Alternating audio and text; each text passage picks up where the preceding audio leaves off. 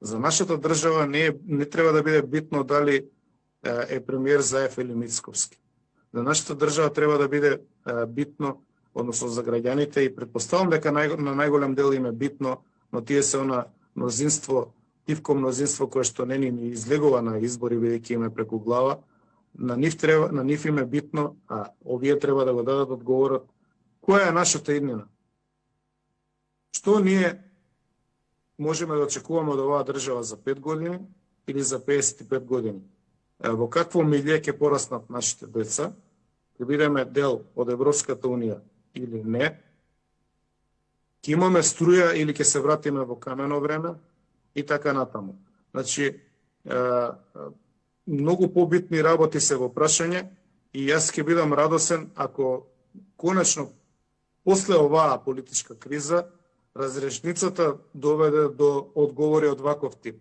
Мене апсолутно ништо нема да ми смени денеска што Даниела е градоначалник, бидејќи ништо не ми менјаше што Чилегов беше градоначалник.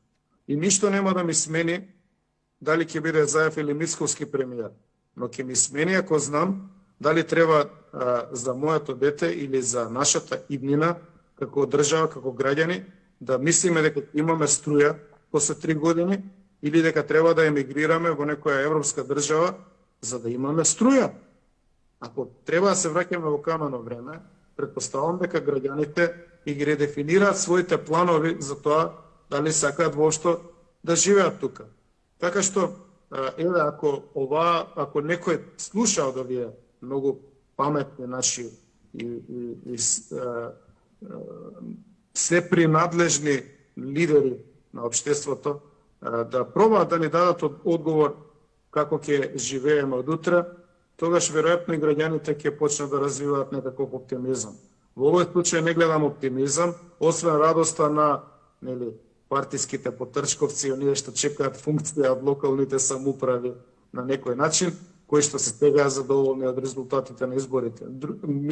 При тоа мислам и на СДСМ, и на ДПМН, и на ДУИ, и на сите, кои што се добраат до некои функции во општините и сега ќе си распределуваат позиции како и тендери.